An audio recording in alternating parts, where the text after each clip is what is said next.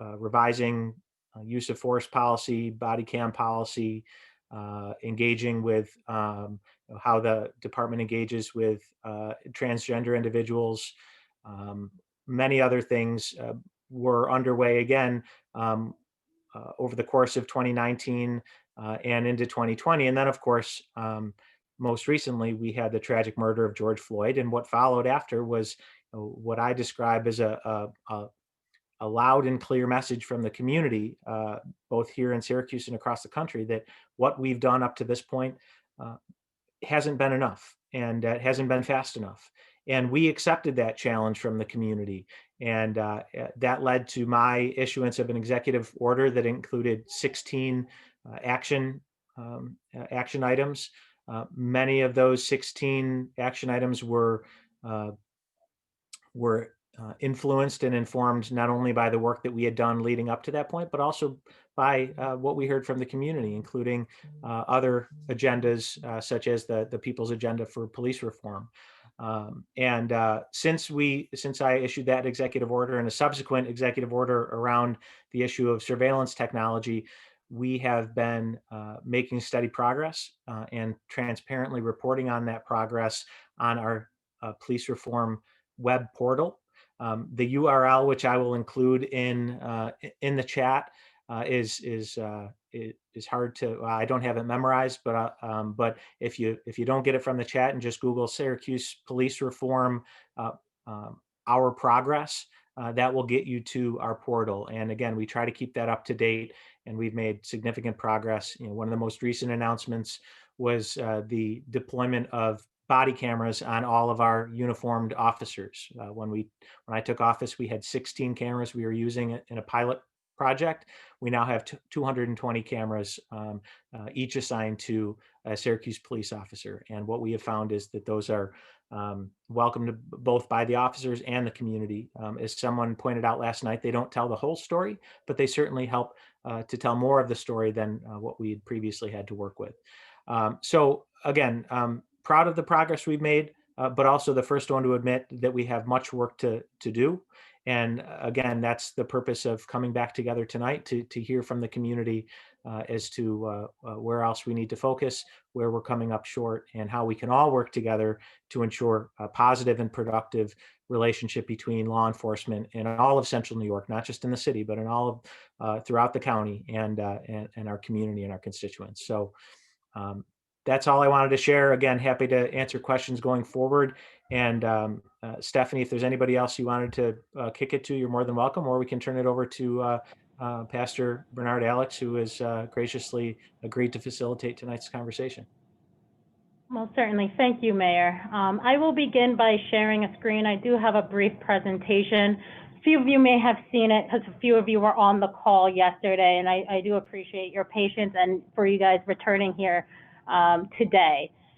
So with that being said, I do want to thank Pastor Alex, who is our facilitator for our community forums here in the city of Syracuse. I do appreciate it. Now, as it pertains to how this meeting will be conducted, obviously we will be having the brief presentation by myself, and then we will be turning it over to our community members to voice their opinions, their concerns, their grievances, whether good or bad, with regards to policing in the city of Syracuse as well as in the county, because this is a county-wide effort here. If you do want to make a comment, as I can see, Thomas Warren has raised his hand, and I do appreciate that. Please raise your hand, or better yet, put your name in the chat when you want to make a comment. When you do get called on to make a comment, we will unmute your mic for you to be able to do that. You will have 4 minutes to make your comments. And then at the end of the 4 minutes, we will have an opportunity to respond. I do understand that yesterday we have voiced frustration with how that meeting was handled. I do believe it was a good meeting, but understand that you guys want responses and you deserve responses when your questions are being asked. So to the extent that we can answer any and all questions, we will today. So with that being said, I'm just going to give a brief overview of what the county-wide effort has been in response to the mayor's order, as well as to Governor Cuomo's order Executive Order 203 calling for police reform. Onondaga County has taken the approach that some of the other counties have taken, in which we are looking at a collaborative effort here to have all of our police agencies follow the same formula to the degree that we can. And we're looking at, for example, for use of force needs to be the same throughout the county. So we have established a countywide effort involving this with 5 subcommittees, which are headed by Chief Buckner, Helen Hudson, President of the Common Council, Chief Gene Conway, Chief Michael Krall, as well as Linda Irvin, who's the Onondaga County legislator. Now, we have broken down our committee efforts to 5 subcommittees that focus on police structure, police community relations, crime analysis and training. Also, lastly, alternatives to police response. Now, as the mayor correctly stated, this initiative was created because of what happened to George Floyd on May 25th of this year, of 2020. So it's a very important topic that we truly want community engagement. And I want the community to please voice anything that they have to say with regards to what their feelings are, what should be done, what suggestions they have for policing going forward. Now, our plan is to have a countywide plan that will ultimately be adopted by individual agencies who obviously will tailor it to their specific agencies, but it should be consistent across the board. And we are addressing an executive order 203 for 14 different areas that you can see here. Racial bias, implicit bias, de-escalation training. Our subcommittees have been working on that. And I will tell you that our subcommittees are looking to draft something, and this draft of the plan is a fluid plan. Your comments here yesterday and on Thursday are certainly being implemented in whatever plan that we are creating going forward. So please continue to voice your opinions, because your opinions are being heard and being included in all discussions that our committee is having right now. As Mayor Walsh indicated, his 16 points, you can see them here as well. Now, I have received a multitude of public comments directly from our website as well from our email, and I want to say thank you to all of you who have pre-submitted your comments. I want you to all continue to do so. I want to also reach and start this off with a few of the public comments that have been pre-submitted.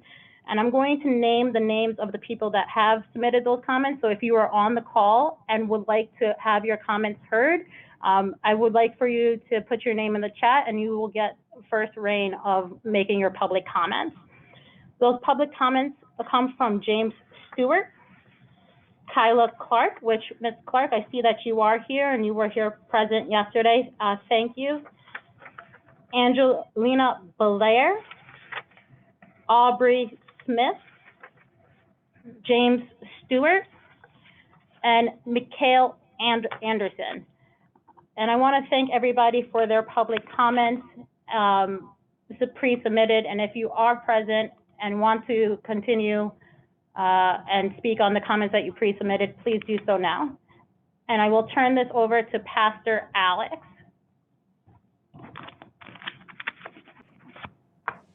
Good evening, and thank you, Stephanie. Thank you, Mr. Mayor, Chief Buckner, and to all of you that are here for tonight's engaging opportunity to be a part of a very dynamic and historical. This is something that we have been waiting for. As I shared last night, it is it's sad. It's really sad that it took the death and the public viewing of a death of George Floyd to serve as the impetus for us to be where we are. We are now obligated to carry this out as the executive order by our mayor as well as our governor. So we are going to do our due diligence. You are a part, as Stephanie said, of a very fluid document. It is not written. It is not been told. It is not done. It is a work that needs enhancement and it needs your input. And so from the persons that she already mentioned who have submitted in writing, and if you want to share your experience, your thoughts, your impressions of policing in the 21st century, please put your name in the chat. As we notice names going in the chat, you will be called in that order. Again, I just, excuse me, I just reemphasize that you will have 4 minutes. When you are at your 4 minutes, when you're at your 30-second point, you'll hear Stephanie mention your 30 seconds so that you can start drawing your comments to closure. Again, we ask that if you would, you're not obligated to, of course, but if you would like to just state your first name or your name, what area of the city you live, north, south, east, west, your zip code, so that we get understanding of the cross section of our city and the comments can be reflected from the individuals in certain parts of our community. So with that, let's get ready to hear. Let's get ready to talk. Let's get ready to engage and hear what we are going to put together to create a community of caring and a community that is going to be one that I hope, I'm the eternal optimist. I told someone today, I'm not the guy that sees the glass half filled with, I say, let's put some ice in it and just, it's going to melt, it's going to fill up. If we got to wait it out, we're going to wait it out. We're going to see this come to pass. I've been fighting this fight for a long time and I'm in it. So let's get ready to start sharing. All right. So from those that have already submitted, you can get ready to have your mic unmuted if you want to share other than what you wrote. I need to know that you're here with us. So please put your name in the chat. And again, if you want to share your experiences, your thoughts, your impressions, you need to put your name in the chat so that we can get ready to bring you up. All right. And Pastor Alex, while we wait for those who already pre-submitted and all those here today to put their names in the chat, I do see that Mary has raised her hand. So I'm going to give the floor to Mary. Okay, I see that as well. Thank you. All right, Mary. One moment. To mute your mic.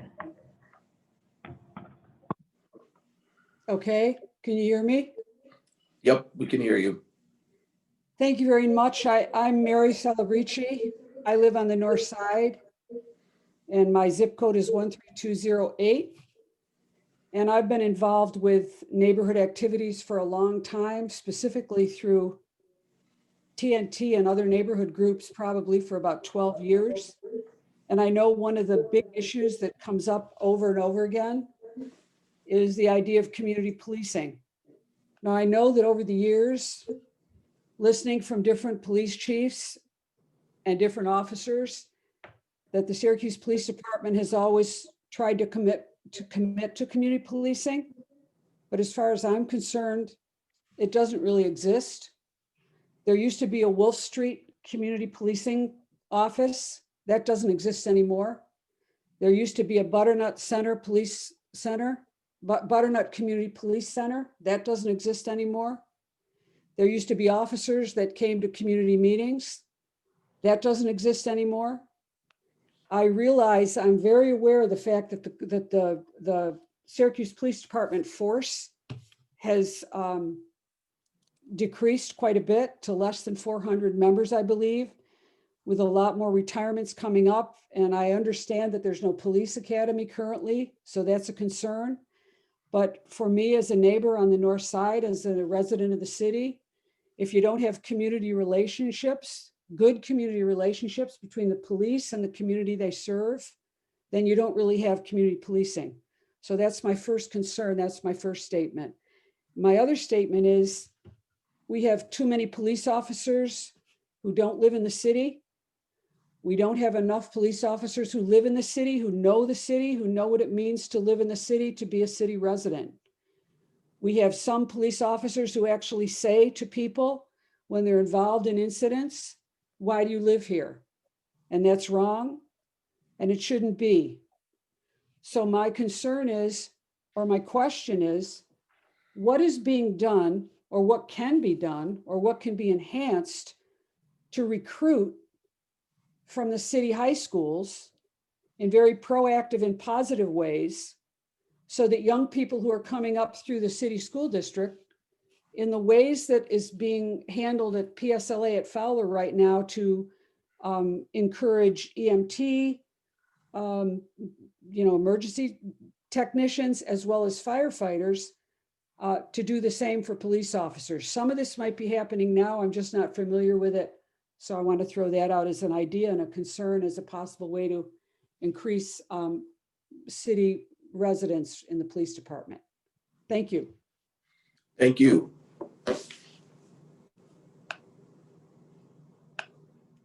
One moment. Would the mayor or Chief Buckner like to respond to that question? Okay. I see that the mayor is saying yes. All right, I have asked to unmute. There we go. Thank you. And if you can take Chief Buckner off mute too, we're gonna tag team this one. I'm gonna Okay. let the chief talk a little bit about community policing and also recruitment. I did want to touch on residency. Mary, I totally agree with you about city residency and the value of having police officers living in the city. We have tried to accomplish that in a couple different ways.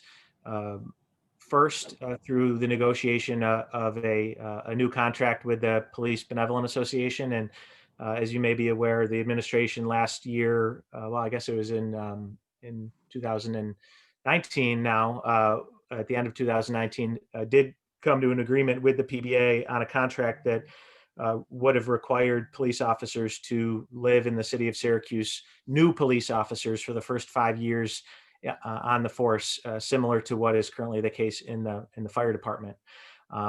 That contract was not approved by the Common Council. It is currently on its way to arbitration. City residency is still a possibility through the arbitration process, but obviously is not yet in place. Because of that, we began pursuing a parallel track in partnership with the Common Council and the state legislature to get state legislation passed that would require police residency for all Syracuse new Syracuse police officers for the entirety of their time on the force. In addition to the city of Syracuse, the city of Buffalo and the city of Rochester, and I think city of Albany as well. We are all pursuing that and are looking to align our efforts in this current legislative session. So that's an ongoing process. It is something that, again, I see significant value in. It's not, to your point, it's not the only way that we can, we can get officers living in the city. Obviously, if you grow up in the city, you're probably more likely to be comfortable living in the city as a professional. We are making progress with the Public Service Leadership Academy at Fowler in incorporating their law enforcement career and technical education program into a partnership with SPD, and the chief can talk about that, as well as our recruitment efforts and our community policing efforts. So at this point, I'll turn it over to the chief to cover those areas. Good evening to everyone. Thank you, Pastor Alex, for facilitating for us. Thank you, Ms. Salavrici, for the question. I'll start with the community policing piece. I sit on a committee for the International Association of Chiefs of Police for community policing. One of the things that we will tackle this year is that if something matters, you should probably measure it. And it's in our profession, to your point, you hear the term community policing a lot, but often when you ask agencies for tangible examples of it, they struggle to give you that. So one of the things that we want to do with that national committee is to be able to come up with some kind of template or tool to be able to measure community policing for an agency.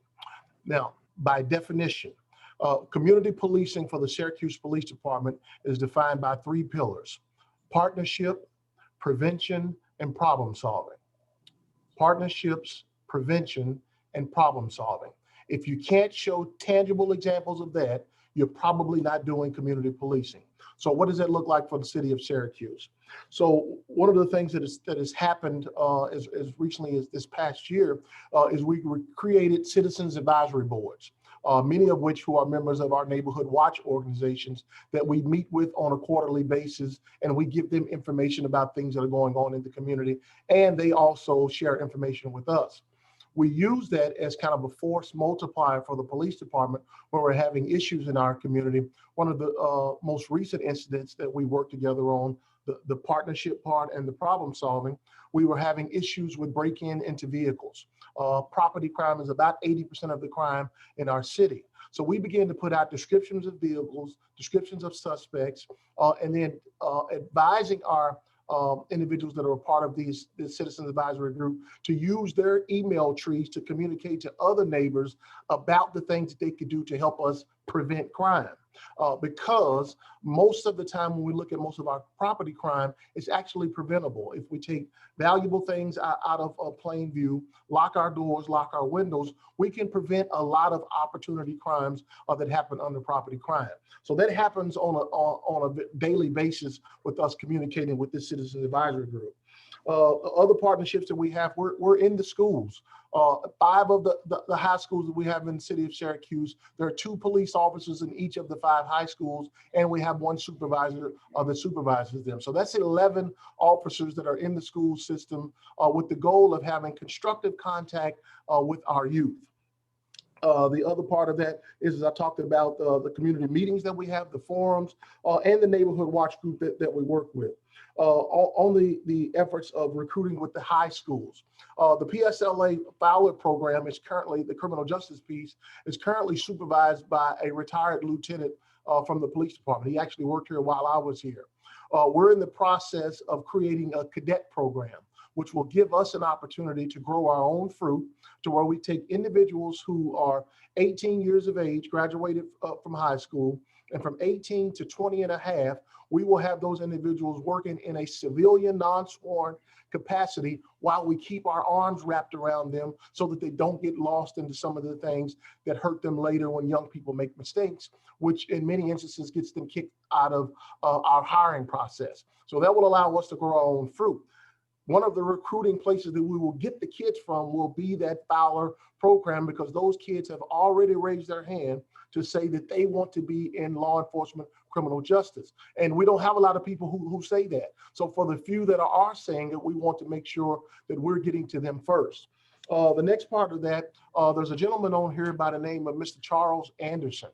Charles Anderson and myself are both members of 100 Black Men of Syracuse. 100 Black Men of Syracuse is going to have a middle school version of the cadet program, which will get to kids at a younger age that we're not seeing at the high school graduate age. That's another partnership that we will try to work with them to make sure that those young people continue through that pipeline to help us get these kids. Here's the good part about that lastly. When we're able to get to middle school through a program, high school through a program, kids who have grown up in our community, from our community, they're more likely to stay in the community, which is one of the things that you're frustrated about, and frankly, I am too, is we don't have enough police officers that live in the city, that work in the city. This is a pipeline. It's not a perfect solution to that, but I'm confident that once we get that working at optimal level of performance, we will begin to see more diversity and more individuals who are from the community, working in the community and living in our community. Great, thank you, Chief. Thank you for that information. Okay, again, if you are desiring to share, please put your name in the chat so that we'll be able to bring you up. And I do see Mark Cass. Before we go to Mark, I know Mr. Lamar Stanton has put his name in the chat. I did see that, forgive me. Thank you. Mr. Stanton?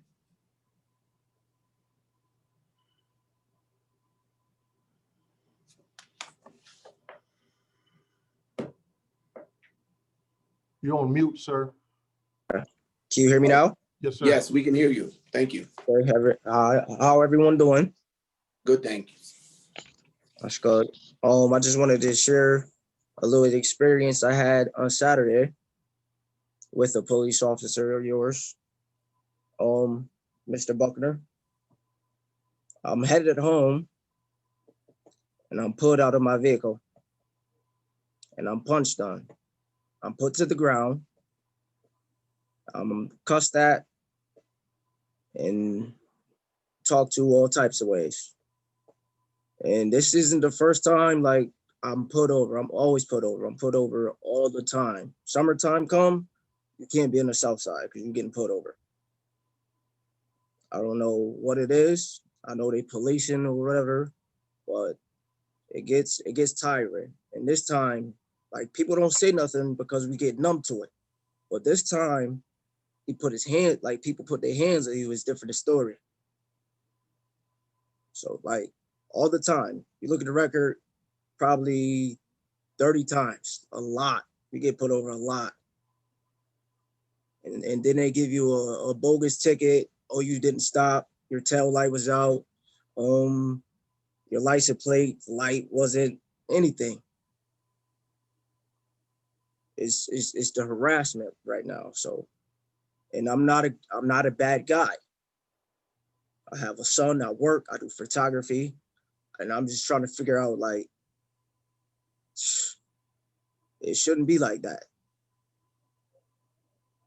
The color of my skin shouldn't get me put over. The music I play shouldn't get me put over. The clothes I wear shouldn't get me stopped. So we getting a little tired of it. So Buckner, I just got a question as in, it's like, I know y'all want to hire more blacks, but I'm thinking if you hire more blacks, not being funny or nothing, but I feel like it's gonna stop y'all money. And that's what it's all about. Honestly, to me, I think it's all about money. Because we go to jail, y'all get money. We get tickets, y'all get money. We go to court, y'all make money. And we tired of it. We poor, we broke, we tired of it. Honestly, something gotta change.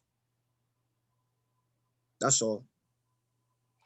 Mr. Stanton, thank you for your question and your comments.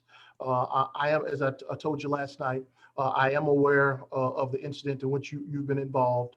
We do have an investigation that was ordered on my part. When I learned about the incident from Mr. Bloodworth a couple of days ago is when we began the investigation. Okay. I can tell you that some of the officers, well, all of the officers that were there on the scene were wearing body cameras. So we will be able to pull that footage and take a look at that incident and see exactly what happened. The good thing about body cameras is they illuminate that third party narration of the events.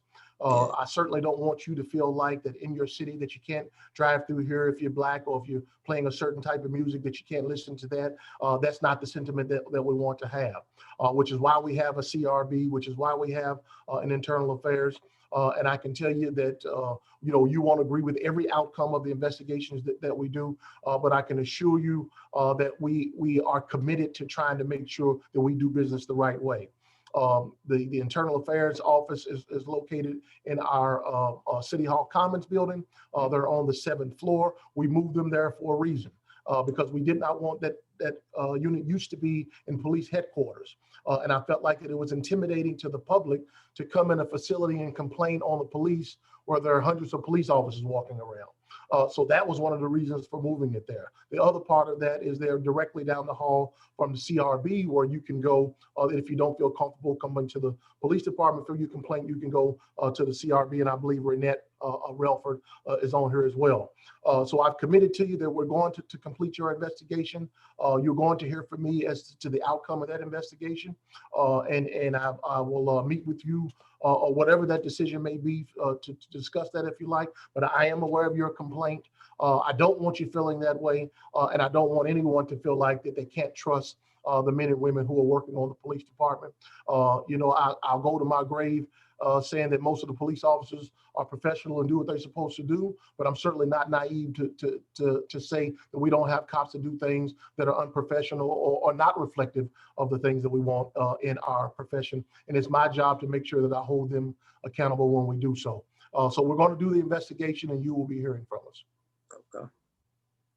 Thank you. Yep. Thank you, Chief. Okay, we're going to go and continue. I appreciate this conversation. Again, you want to share, I do have names that are in the queue that'll be coming up. We're going to hear from Kim Williams, then Mark Cass, and then Twiggy Villieu. So if you have desire to share, please put your name in the chat. Again, Kim Williams, she's completed, Mark Cass, and Twiggy Villieu. Thank you.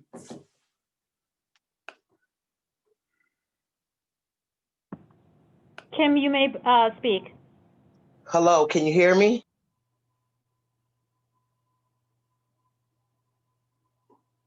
Hello.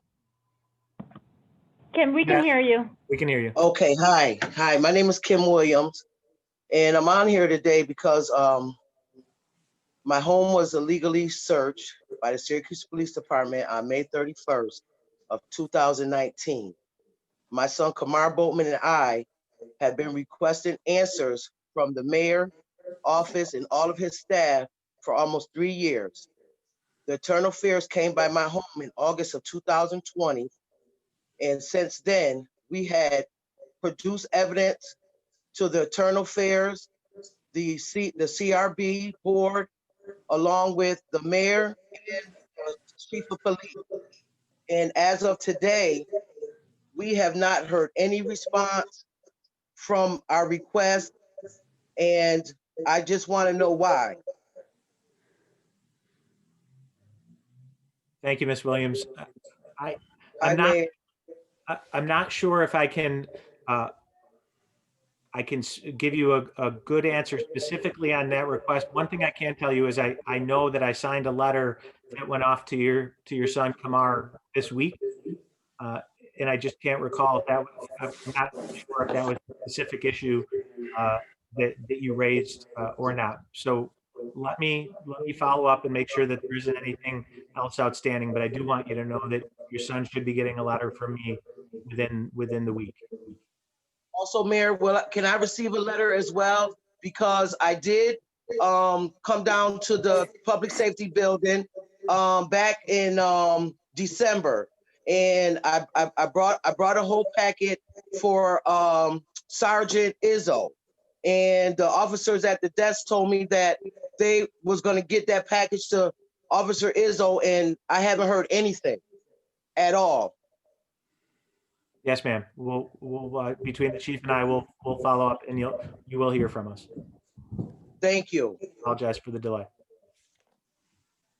Good. Thank you, Ms. Williams. Okay, Mr. Cass. Thank you. My name is Mark Cass. I live in, I guess the city calls it North Valley, kind of Elmwood area. But I'm also on this call as the director of the Northside Learning Center. And, you know, I'm happy that this is happening. I'm glad that the governor made this step. Very appreciative that both the mayor and in particular Deputy Mayor Sharon Owens really started prepping for this prior to the murder of George Floyd. And so I think I want to acknowledge that we've taken steps. Chief Buckner, I also applaud a lot of the steps that you've taken and a few I was unaware of in terms of on the recruitment side. But, you know, these stories that we've heard from tonight with Ms. Williams and Mr. Stanton, you know, those do concern me. I hear those stories too, and sometimes witness or wonder as I'm driving home at night. And I understand that. So I think the work that Rebirth has done, you know, I think as difficult as these issues are, you know, we are addressing them. So I'm encouraged. But I also wanted to share a few concerns and thought I'd do it just kind of going through some, interactions I've had with the police over the last few months or so. Late summer, outside the center, we started discovering hypodermic needles. We have pre-K programs in the building. We have families around, children around. And so I went on the website, found out who the Northside contact was, called, left a message. I did get a call back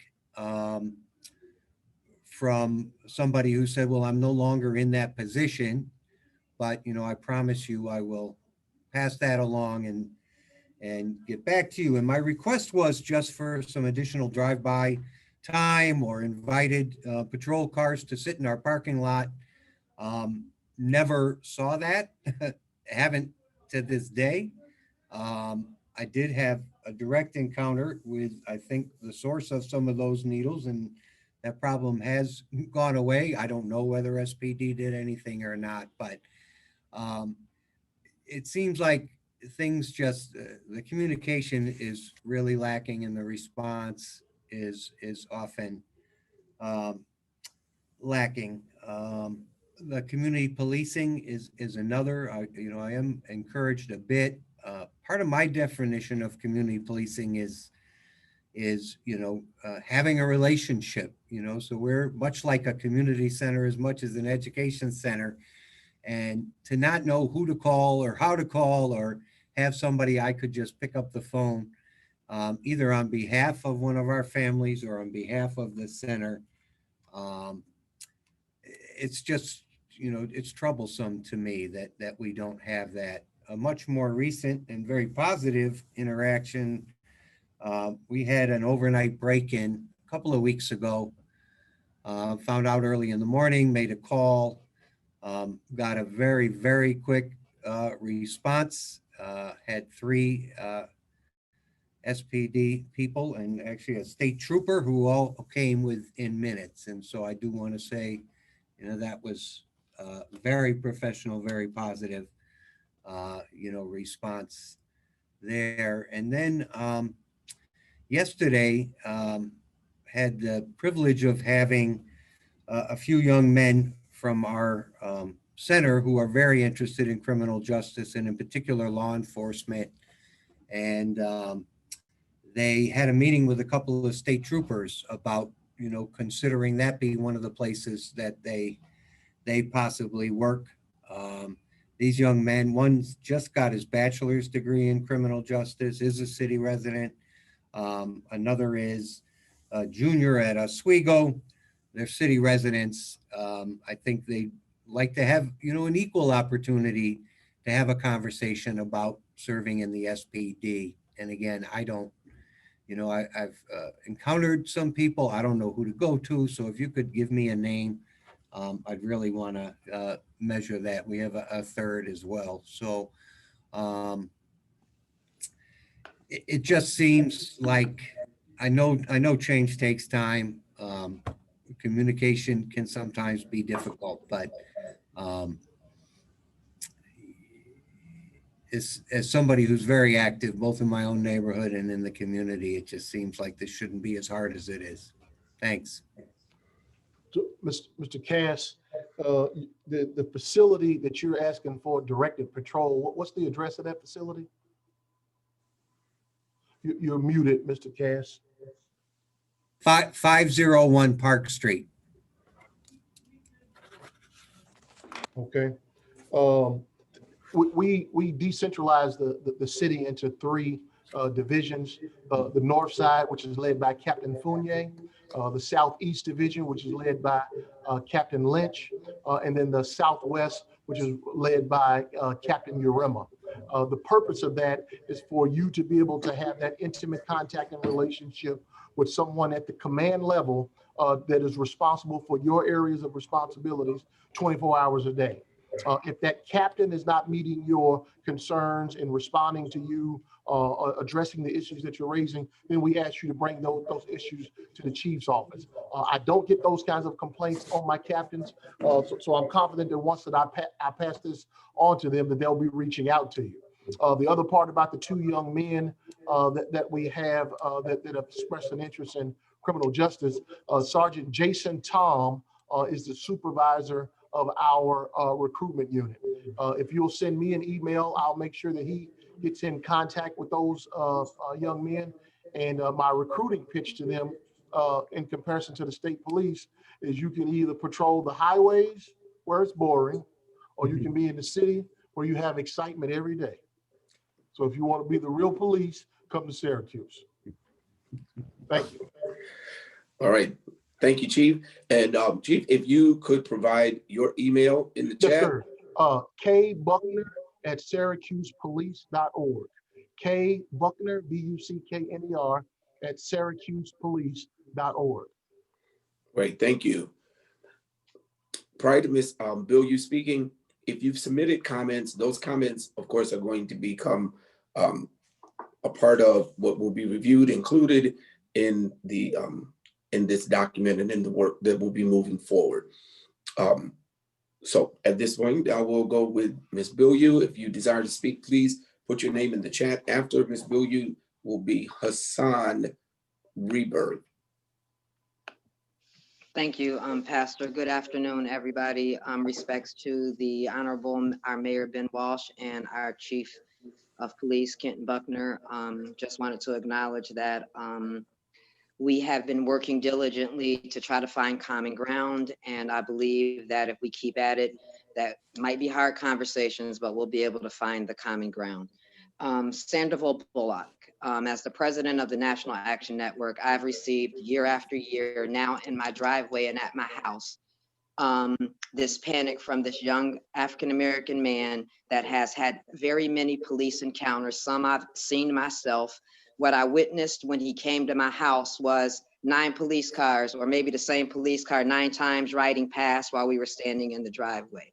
So even if you're not with him and he's saying that he's being followed, it kind of looks like that when you're standing at your own property and you see 9 police cars or 1 car pass your house 9 times, slowing up just to see where he is.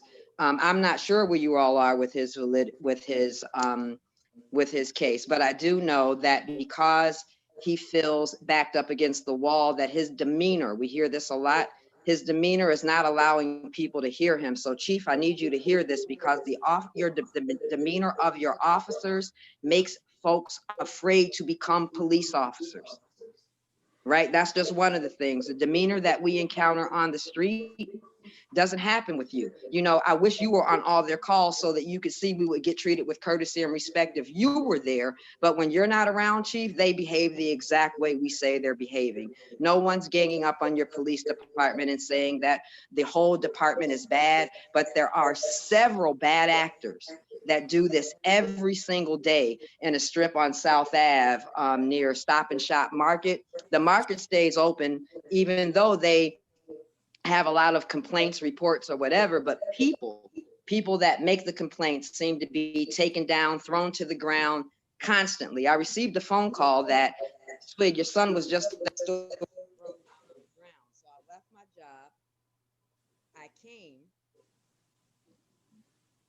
Twiggy, I can left you my repeat job. I came yourself? to South Ave. Twiggy. Miss Bilyeu, I'm sorry, and they let him up off the floor, but the demeanor has to be checked. There has to be some sort of program that doesn't make me, the possible victim, afraid to call the police, because I'm going to get yelled at by them, treated unfairly by them, and made to feel like I'm the perpetrator when I'm really the victim. I also have to make a comment on what type of demeanor, what type of plans do you have to make sure that our children aren't body slammed repeatedly, they aren't cursed out every time the police stop them, and they are made to feel that if that was a career that they ever wanted, they wouldn't after that one encounter with police. And I'm saying this because we worked with one of your captains, Urema, over the summer when we did the protest. And some of the interactions was okay, and some of them weren't.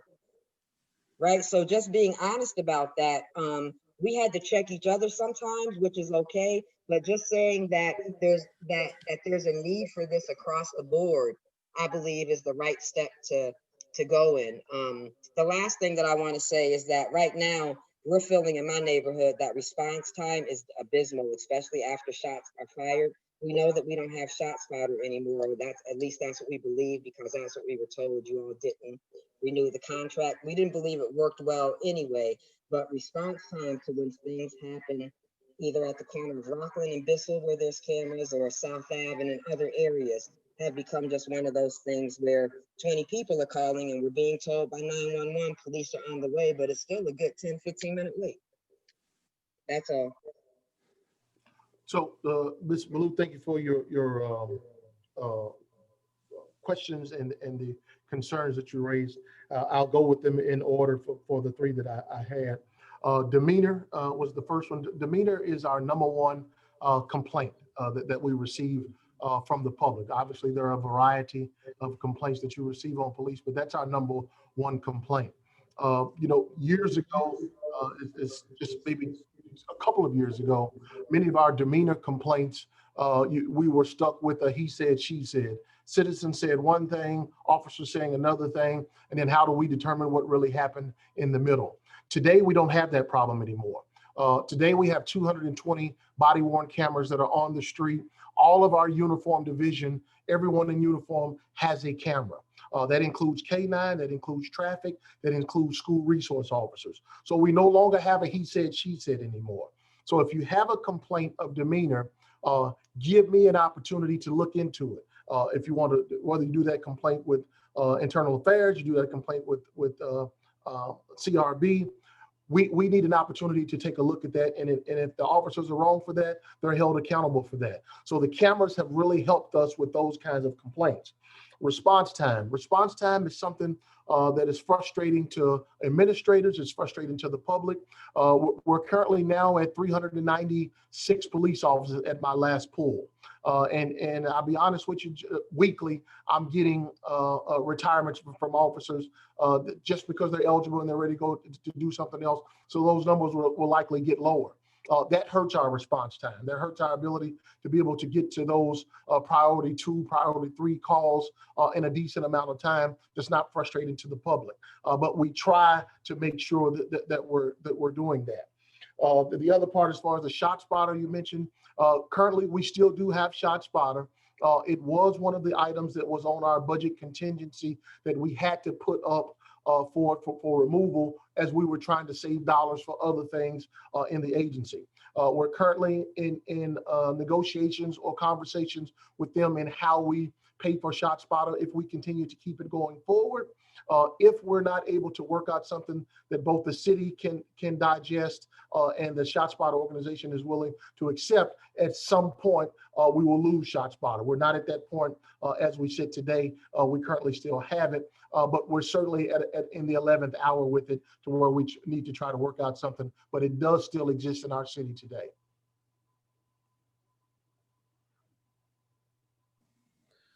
Thank you, Chief. We're going to go down to Hassan Bloodworth and then Andrea Wandersee. We'll go in that order. Hassan and Andrea Wandersee. Thank you. Okay. Good evening, everybody. First, I'd like to say there's a little misunderstanding earlier with my post. I apologize if I offended anybody, but at no point in time does Rebirth intend to incite any type of riot or disturbance. We're peaceful protesters, and that's how we intend to stay. We try to get our point out in a peaceful manner. If I worded it in an offensive way, I apologize to the chief or to the mayor or to whoever else felt offended by that post.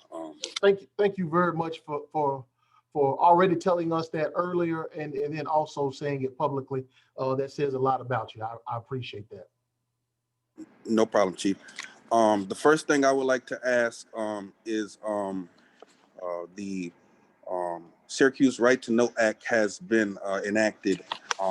What is taking so long to implement the Right to Know Act, and why are the citizens still waiting for it to be implemented and still going through the difficulties of getting officer names, getting them to give us their card, and giving us all the right information that we need?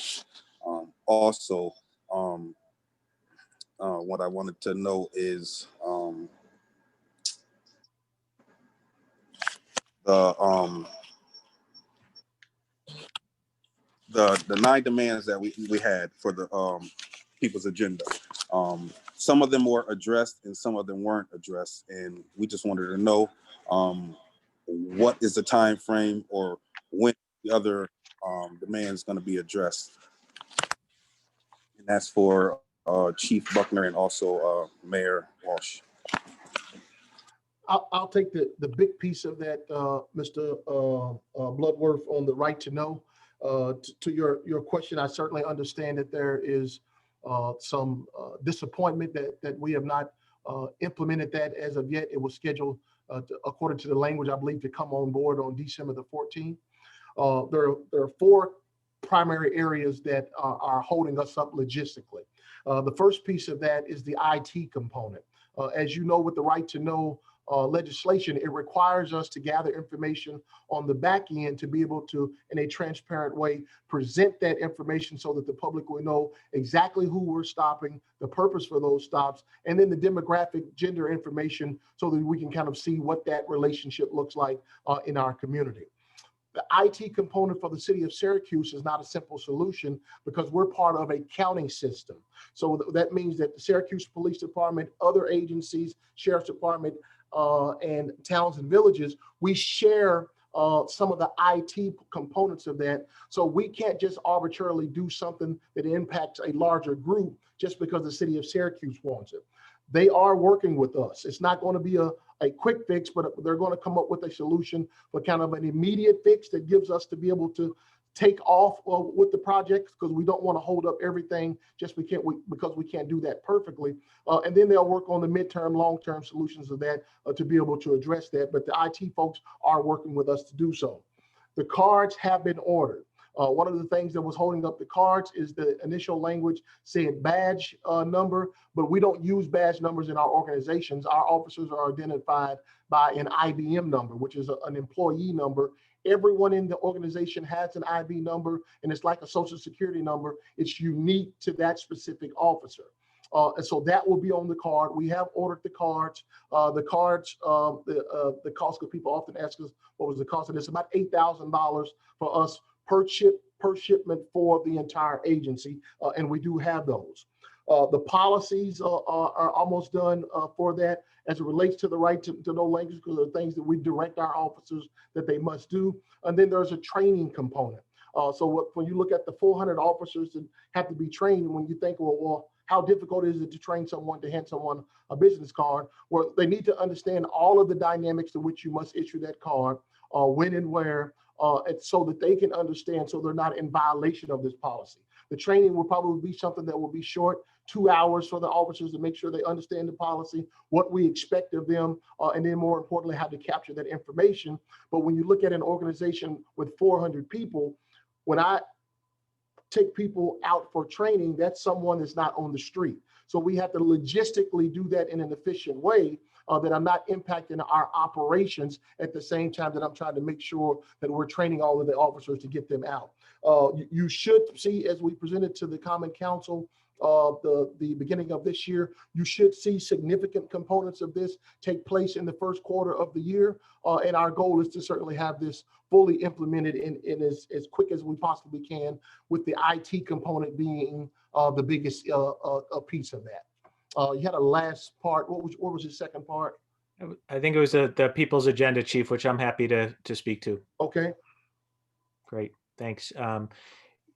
So, Mr. Bloodworth, thank you for your questions, and I just want to reiterate, I've seen you at City Hall a lot, especially over the summer, and you all have always been peaceful, and we respect you and your cause. Specific to People's Agenda for police reform, for a longer answer, I'm just going to redirect people back to the link that I included towards the beginning of the chat, to our web portal, where we provide updates on the 16 actions included in my executive order. I believe all of the 9 demands are are accounted for within the executive order. Maybe not exactly, but pretty close. But just for everyone's benefit, I'm going to try to do this quickly, just to give people a sense that may not be totally familiar with the 9 demands from the People's Agenda. According to the list I have in front of me here, one was relative to the use of force policy and the need to revise it. We have done that. There is currently a draft use of force policy that we have published on that site that is open for public comment and will be completed as part of this process that we're involved in now. Same thing with the second demand relative to body worn camera policy. That was also recently updated and is in final draft form and available for comment. Third, publicize the police union contract. We did that, and that can be found also on that website. Again, I may not be doing all these justice, but I'm trying to be efficient just to give people a sense of it. The Citizens Review Board. So we have Renette Relaford, and I think she's next up, so she can speak more to it.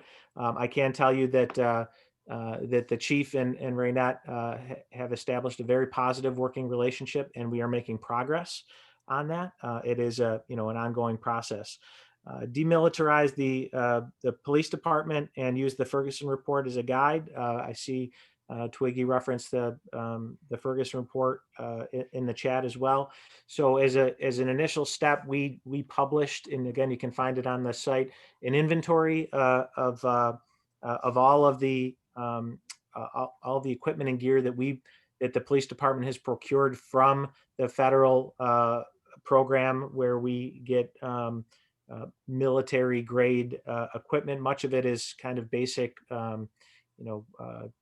tactical gear, gloves, clothing, things like that. But we have, everything, including our armored vehicle, is included within that inventory.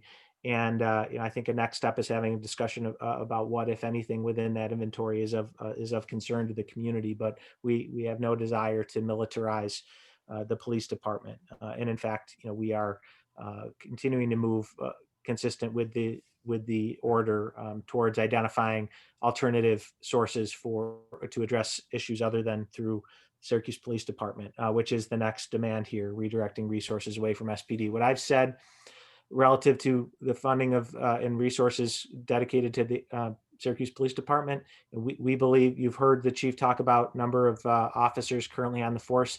That's down from a peak in the 90s, and I'm not suggesting that's where we should be, but down over 100 officers from that peak, and even from the time that I've started as mayor, despite 3 academy classes, we have a net decrease. So, but what I've said is that relative to funding, we're funding the police department adequately for what we're asking of them. But I think the important point is that we are looking at what we're asking of SPD, and where we believe, and we know that there are opportunities where we believe we can redirect responsibilities away from the police department.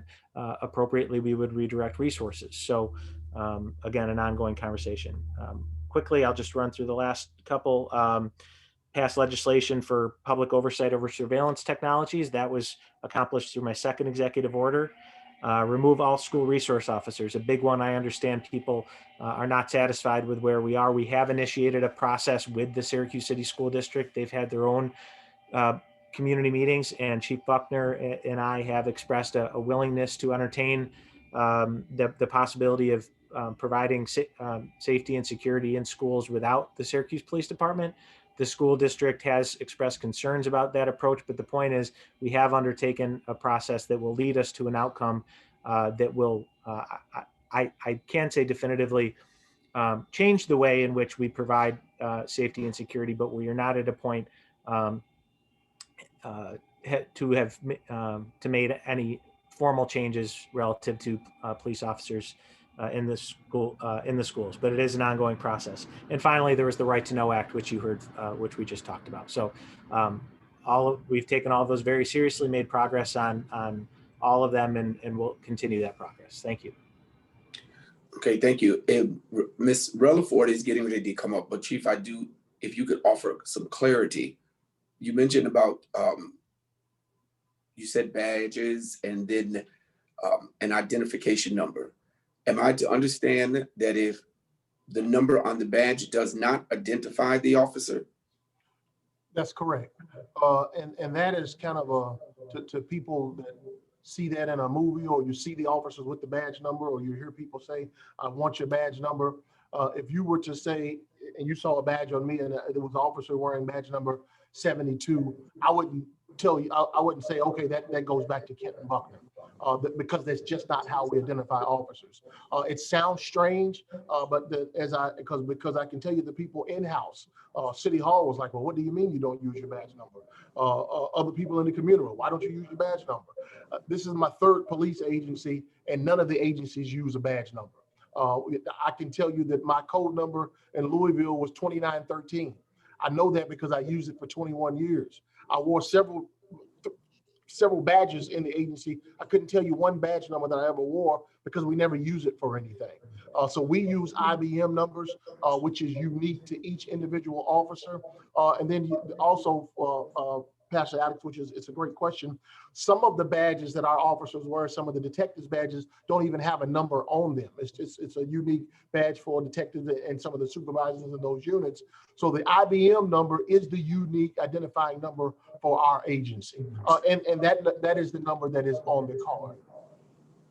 All right. Last point, Pastor, if I may, just something that came up last night, I just want to reiterate, and SPD has put some things out on their social media platforms. There were some concerns raised about police officer badges being covered up, and the chief clarified last night that there are currently black bands on the officers' badges, and that is in recognition of former police chief Miguel's recent passing. That's something that the chief can order of the department, and that's currently why those are there. So by no means any attempt to cover up any portion of the badge other than for that reason. Just wanted to make sure that was clear. And I got a couple of communications last night because there was some very negative and mean-spirited comments that people made with us, giving an explanation for that, specifically about someone who had questioned that. I think that in the day that we live in, number one, it was a reasonable question. If you didn't understand it, why is there a black patch over your badge? So I get that. The other piece of that, I very much so recognize, the mayor recognized there's a significant amount of mistrust of police in general and the Syracuse Police Department. So anything that we do, more often than not, is going to be questioned. So just because someone puts that negative sentiment or something out there, you have a right to ask questions of people who are paid to serve you.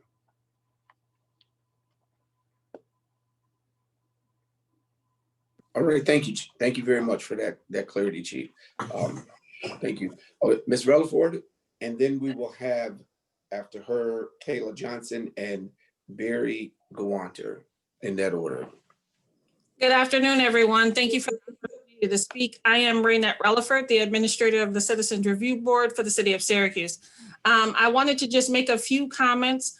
The CRB, based upon its legislation, does not discuss specific cases in public at meetings or in forums such as this. We will speak about cases in general.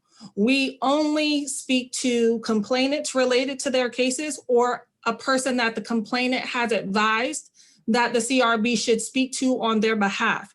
That is because it takes a lot for many people to file complaints with the CRB or even the police department for that matter, in fear of retaliation, in fear of that information being provided to other people, and them feeling a sense of weakness because they have decided to, step up and tell what's going on. So we want to make sure that we reiterate that.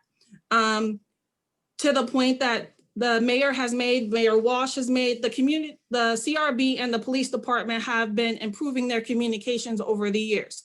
We have been meeting on a monthly basis with the chief and also with our working group on a monthly basis. The communication has improved and the transfer of information has improved over this period of time. We will all continue to say that we have work to do, but we have definitely made progress. look for something in the near future to address those, address that so that you know what improvement we have made and where we still are working together to improve. So I want to point that out. I also want to say I appreciate all the public comments that are being made. I am here to listen and take notes as well. I put our information for the CRB in the chat. Please feel free to reach out. Please feel free to email us. And I would be happy to get back to you. We are still available. I am available to bring complaint forms to your home, to another location, by email. We are still alive and well during the pandemic, handling the things that the CRB should be taking care of. Thank you so much, and we look forward to the continued discussions. We will be at every meeting, the county, and also all city meetings related to this reform. And we were participants on the governor's task force, thanks to President Hudson for including us in on that. We did submit a proposal or some suggestions to that plan. So we want to mention that as well. Thank you. Thank you. I did speak in error, and Andrea Wandersee is next, and then Kayla and Barry. All right, so Andrea. Thank you, Pastor Alex. Thanks, Stephanie, for facilitating that. I appreciate it. Mr. Mayor, Chief Buckner, thank you for hosting this. And I'd also like to thank all the activists who've been working towards advocating for police reform, especially in the middle of a pandemic. It's difficult to have these conversations, and it's so important to have everybody's voices heard. I live in Eastwood. I live in 13206. I work on the north side. I'm the executive director of NEDA, and we serve most of the north side with housing, community development, and small business support. I will say we've hosted a community police officer for years and have had ongoing communication with the police in our office. Personally, I've been able to communicate well with all of our contacts, especially Captain Fournier is very responsive to our office. I'm going to take a moment to acknowledge, with white privilege, as a middle-aged, middle-class white woman, I don't have run-ins with the police on a regular basis, and which is why it's so important that there are other people talking about their experiences. I have a lot of concern about the structural racism with law enforcement and the community, not just in Syracuse, but countrywide. And I'm really glad we're having these conversations. I also appreciate the Citizen Review Board's work to advocate for all of us. So that all being said, my main question tonight is, how are we working towards providing more effective services for people who need mental health services? I think there's a lot of other people here who can talk to some of the issues that are race-based. And I do want to just, I have a lot of concerns about people who have mental health issues or disabilities, developmental disabilities, and their interactions with the police, but also with the community at large, and the misunderstandings that people have with people who have mental health issues. As far as from a police standpoint with the mental health issues, I can tell you that was a common denominator of our, probably the past couple of years, officer-involved shootings, individuals that were dealing with a mental episode. So that's very, very disturbing for us, and also makes it very much so a priority. One of the things that I'm very, very proud of that we've done that has just happened over the past few months as far as how it's accelerated, and that's an organization by the name of Liberty, I believe is the name. They have done a great job of responding with us to scenes where incidents are going on in the moment, to help us address individuals who are having mental episodes, that allows police to step back, be a co-responder in that moment to ensure that the scene remains safe, but we're not the first responder. and then they take over with their mental health experts and be able to direct that individual to services. I can tell you also that we are each year increasing the number of officers that are CIT certified, which is a crisis intervention training. It's a 40-hour certification that the officers have to have that certification. I encourage all of you to follow us on our social media platforms. One of the things that we highlighted a number of times last year is critical incidents involving police officers dealing with individuals in mental crisis, a couple of which literally talking people off of a ledge with these certified officers who have this CIT training. So we are progressing in that avenue. It certainly is still a gaping hole that many individuals are frustratingly falling into, but I can tell you that our department, each year we're increasing the number of officers that we have certified in that. Our goal is to have 20% of the workforce with that certification, and we're getting there. But we certainly have made some great strides, but to your point there, it still is a major issue and some opportunities for improvement. And if I may chime in, I'm sorry, Mayor, please go go ahead. ahead. I just wanted to note that we do have a countywide effort in which we are looking to have, we do have a subcommittee that addresses that particular issue, alternatives to police response, as Mary Kuhn so correctly put in the chat. So we are also addressing that at a countywide effort. Thank you, Stephanie. I just wanted to add, and I see in the chat, Raynette's referencing Liberty Resources. They've become a critical partner for us in SPD already, and SPD, you heard the chief mention co-responding, and they're doing that right now. And when combined with the increased focus on crisis intervention training, I think that SPD's made great strides there. Also related to Liberty, I wanted to mention, while we have not gotten any direct financial assistance from the federal government relative to the recent stimulus packages, there was funding for community development block grant funding that came through the initial CARES Act that did come to the city for specific uses. One of the things that we did with that funding was put out a request for proposals, which ultimately led to us hiring Liberty Resources to do direct street outreach.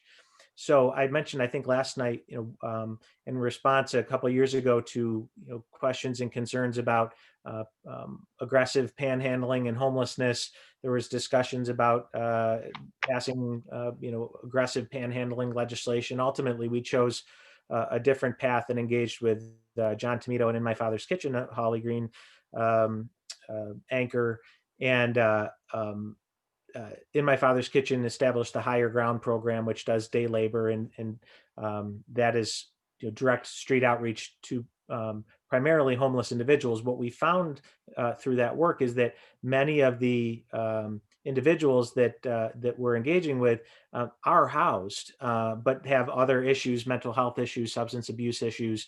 And so Liberty is going to be is now contracted with the city to do direct street outreach specifically around mental health and substance abuse. So we're trying to be as surgical as possible with what resources we're deploying for what needs, and we're hopeful that will help address the issue as well. Thank you. Great. Thank you.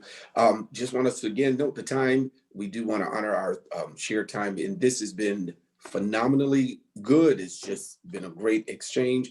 All of the comments that have been included if your written comments are there, they are being recorded, are going to become addressed. They will be addressed and become a part again of the work product that is being done. So this time, let's move forward. And Kayla Johnson is next, then Barry Wanter, and then Mered Bilyeu. Thank you, Pastor Alice. I appreciate you. And after being on the call last night, I want to go ahead and say that I kind of have the same temper from last night. So I basically wanted to wait until a couple of people went on the call today to state a few things. And these are going to be directly towards the mayor and Chief Buckner tonight. So first up now, Buckner, I do have a couple questions for you because I'm just a teeny bit uneasy about the new situation that just happened with Lamar. And I know that I just had a simple situation happen specifically with me. So now we speaking about the body cameras. And I know you said that the body cameras were working for his situation, and I pray that was the case. Because, you know, if not, then that's not going to be good. But with the body cameras itself, let's say the story ended up coming back and it's the exact way that Lamar is explaining it to us. What is going to be the punishment for these officers?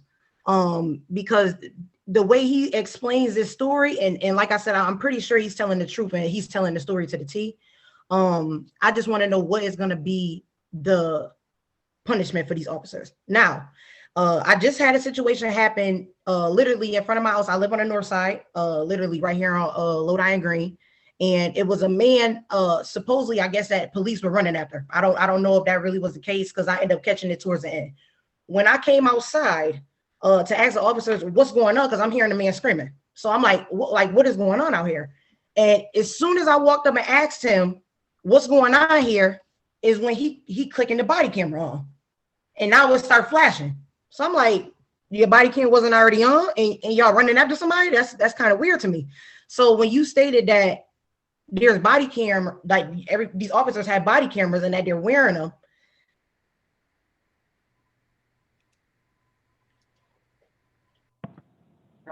Ms. Johnson, you froze. Does anybody else see Ms. Johnson? It looks like she's frozen. I would suggest maybe Chief can answer the first couple questions, and maybe we can get her back on. Hopefully she can still hear us. Ms. Right. Johnson, thank you for the question. As far as the discipline is concerned for the officers, obviously we do an investigation, which is a part of our part as administrators, and also due process for both the officers and the complainant. We look at totality of circumstances, being the evidence that we have and the information from both the complainant, the officers, and any other witnesses. Some of the things that determine the actual discipline for an officer is the history of the officer, the severity of the offense, the contributing factors that may be a part of that. And then if it's found that the allegations are sustained, we issue the appropriate discipline. Without knowing, again, the totality of circumstances, I can't give you as to what the discipline would be for this given situation. However, one thing that you do have today that you didn't have last year is 50A has been removed. So in years past, we would have incidents where we would say, well, we've done an investigation and we've taken care of the officer and everything's done. And then you didn't know anything. Well, today, when you file freedom of information, you can tell exactly what happened in that case. And you will be able to determine, did we give the officer a written reprimand? Did we give the officer a 10-day suspension? Was the officer demoted? All of that information is now subject to public disclosure. So there are no more secrets with that. So what happens with that case, if it results in discipline, you will be able to know exactly what happened with the case. Next thing, body cameras. You said that the officers were chasing someone.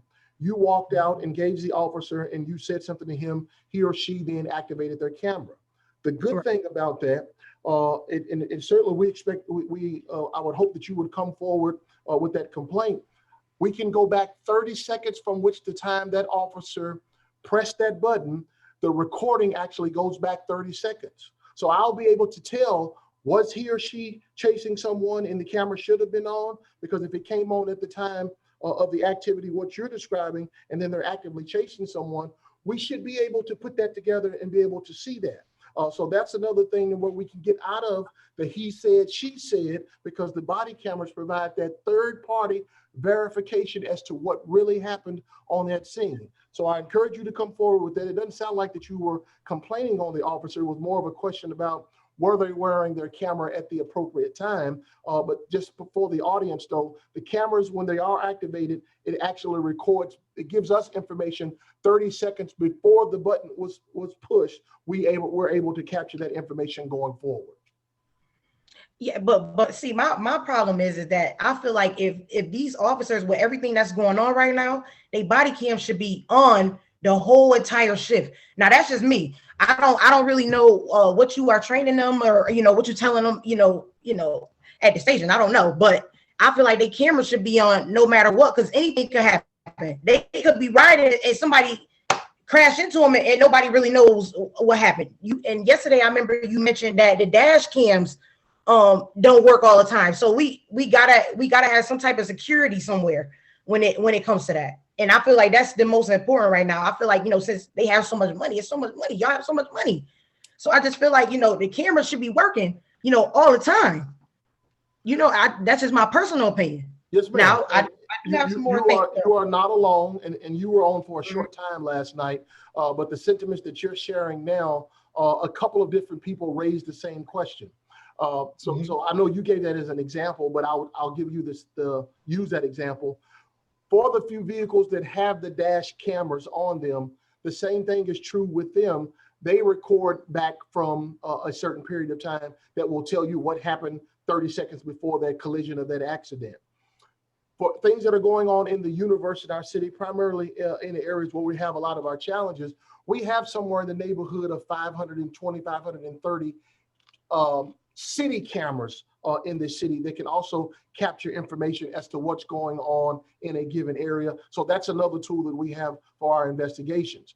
As far as why the officers don't wear their cameras in the activated capacity for their entire shift, it's a financial issue. And I know that you think that we have a lot of money and people see that the chief of police has a $50 million budget. And then what are they doing with $50 million? Well, if I can tell you what, with a budget, about 85% of that goes to salaries and benefits, overtime, and pension contributions. So I have about 10 to 15% of operating expense money that I have to do things and stuff with. So it's not as much money as you think. And if we were to try to have 220, 240 officers wearing body cameras for their entire shifts, 24 hours a day around the clock, there is no way we would be able to afford to pay for that program.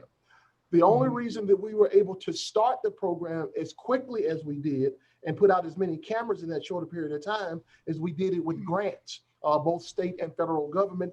Now the mayor and I are on the hook for that to begin this year with this fiscal year budget coming up. The city's going to have to start paying for those cameras because the grant money does not go for the entire period of this purchase, which for us was a 5-year plan that we purchased of the cameras. So that's kind of where we are. And the cameras cost us about $10,000 for the life of the camera, which is $2,000 a year is what we're paying for each of the cameras that you see.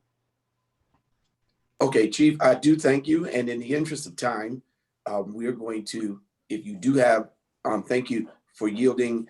And we are going to now have Mr. Bill, you come up as we are just about to the completion of our evening's allocated time. Mr. Bill, you. Yes, how you doing? How you doing, Pastor? I first want to say that my question about the $50 million budget was because all summer we were trying to find ways of how we can reallocate funds directly back into the city to work with the youth and to work with the children inside of the schools and things of that nature. I wanted to know, where did the talk stand on reallocating any of that budget, if it's going to be done so at all? And if it's not, why not? And also, I just wanted to say about earlier about maligning us, trying to line us up with the Capitol riot protesters and saying that Hassan is inciting violence or trying to incite riot with his posts. That's absolutely wrong. We've been out here all summer for the right reasons. We've been out here all summer endorsing candidates, Shadia, the other elected judge. We're endorsing candidates right now. And for that to be even drawn upon Rebirth SYR, that's a serious insult. And we're owed an apology for that, because we have never done anything that warrants even giving us that type of association. So that's all I wanted to say. Thank you for the question, Mr. Merced. The first issue that you raised was the repurposing of dollars or redirecting city dollars. We have a committee that we have put together to start studying that as to what would a reimagined police department look like. The Liberty Mental Health Organization is one of those examples that we're already in the process of using. Another early example of that is that we just recently stood up a Department of Community Engagement. That's a new addition to the police department that we will be responsible for now financing that. And Jimmy Oliver, who's a well-known person in our community, is responsible for running that. So we're already moving dollars to do things that we have not done in the past in the interest of the community. And much of that will be youth focused, both from a academic standpoint, from an athletic standpoint, and a mentoring piece of that. As far as Mr. Bloodworth being and you being offended that we had questions about the post that was put out there, I don't think it's important that I go by the language that was on there, because you know what was posted. In the day that we live in today, based upon the language that we had in the post, as the chief of police responsible for public safety for the city of Syracuse, at a minimum, I have to do my due diligence. And in no way did we put anything out to the public that says that Mr. Ballou or Mr. Bloodworth is attempting to do something harmful to us. But I did have people reach out to you to say to make sure that the language that we were seeing was not reflective of what was on your heart for that day. And you said that it was not, and we took you at your word. If we thought that you were really a threat or we thought that was imminent, we would have came and knocked on your door. We didn't do that. Instead, we had someone that we know that you trust, that we trust, that we use as an intermediary to be able to say, hey, can you talk to the guys and see what's going on? I'm not sure if you're on here or were on here at the beginning, but Mr. Bloodworth acknowledged and said that there were some things on there, and he gave clarity for that. The first thing I said to him is, thank you for saying that publicly, because he had already told us privately that was not their intent, and I appreciated that. So we already acknowledged that, and if you were offended by us, what you may think is maybe being overzealous or inferring that maybe something harmful was going to happen, that was not our intent, so I apologize for that. But as the chief, I have to check those things out, because if we get caught where we're not prepared for something, the first person who's going to have to walk to that podium and explain that is me. And I'm always going to try to do my best to make sure that I have as much information as possible as we try to protect the city. I just want to add one thing relative to the budget. So at the time where we were discussing the budget this past summer, the budget gets passed every year in May, June, and the beginning of the fiscal year is July 1st. So Chief alluded to what percentage of the budget goes to personnel, which is the vast majority of it. But I just wanted to note within the conversations, we've talked about the value of participatory budgeting, or giving the people more influence or insight into how and where money is being spent relative to the police department and elsewhere.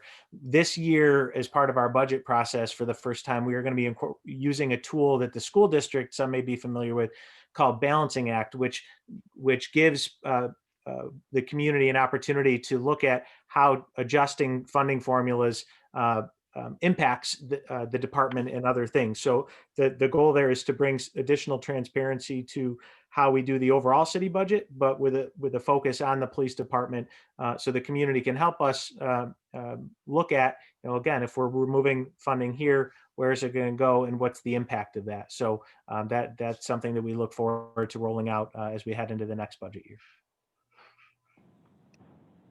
Well, we have come to our allotted time. I most definitely want to say thank you. Thank you, Mayor Walsh. Thank you, Chief Buckner. Thank you, Stephanie. We have had a vigorous, wonderful exchange. Many comments have been put in the chat. Your expressions, your thoughts, they are recorded, as this setting has been recorded. Every one of them is going to be looked at with intentionality and are going to be addressed.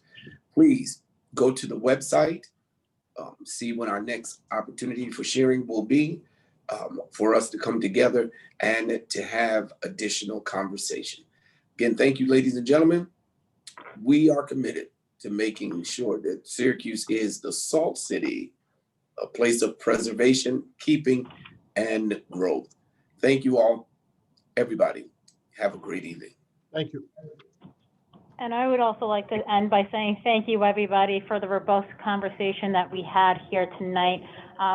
For further conversation and comments, please feel free to either email them directly to nyspr@ongov.net, submit them through our public comments on policereform.ongov.net, or submit them to this chat. We will be keeping the chat open for the next 5 to 10 minutes, so please submit them to this chat. Thank you, everybody, and our next community forum will be tomorrow. It will be focused on the north side parts of the county at large. Thank you, everyone. Thank you.